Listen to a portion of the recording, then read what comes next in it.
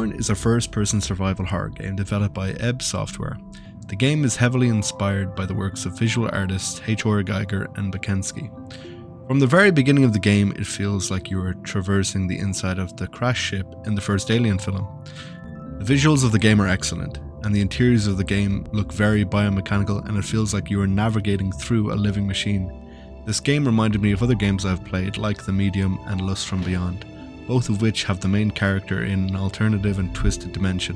While playing this game, I was wondering all the time if it was real or some type of dream or illusion.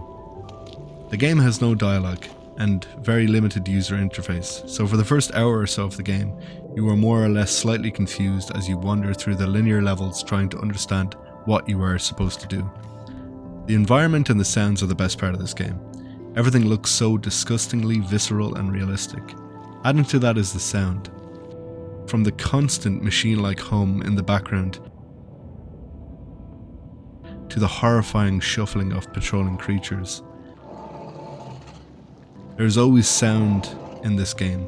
This slithering and disgusting environment constantly shifting and growing as you move through it. The sounds really added a sense of mournful dread to this game. The first time I saw a hostile creature in this game, it was horrifying. It looked innocent enough, but the noises it made were so upsetting.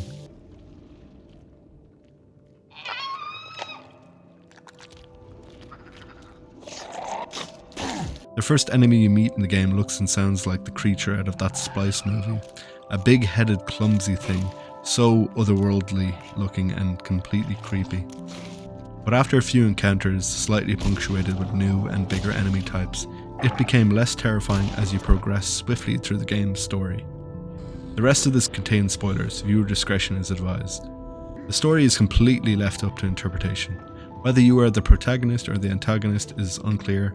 My understanding of the game is that you are a sole survivor, trying to escape a collapsed society after a recent cataclysmic event, which destroyed mostly everything. Throughout the game, you see some sort of bioorganic material aggressively spreading through the city like a virus.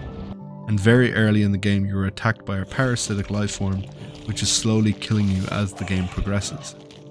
My thought was that the world in which this game takes place was suffering from massively decreasing birth rate due to pollution, similarly to Handmaid's Tale. Evidence of pollution can be seen from the desolate external environment in the early game where you navigate a barren desert. I'm not sure if the parasitic life forms were the cause of the desolation or the result of it, but I would say that the combination of a dwindling population and aggressive parasitic life forms were the cause of this society's collapse. Lastly, in the final location of the game is the Dead City, dedicated to sex and procreation.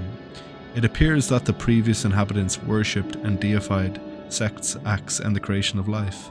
Considering the amount of death and decay you see throughout the game, I would surmise from this that the impregnation ritual was only available to a select few in this society.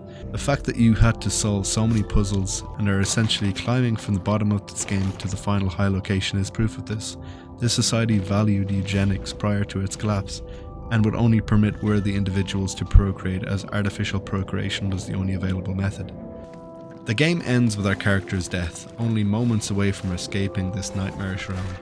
I was initially annoyed by this, but the game is so ambiguous that maybe escape would have been worse.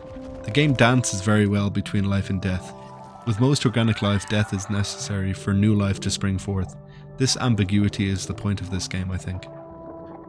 I found this game very interesting, and it had me thinking of the ending for days later after completing it. My only complaint is that the game is criminally short. I finished it in about 4 hours, during which I was really getting into it and I wanted it to last longer. The game feels like it ends very abruptly and out of the blue, much like this video. Hope you enjoyed this video, thank you for watching.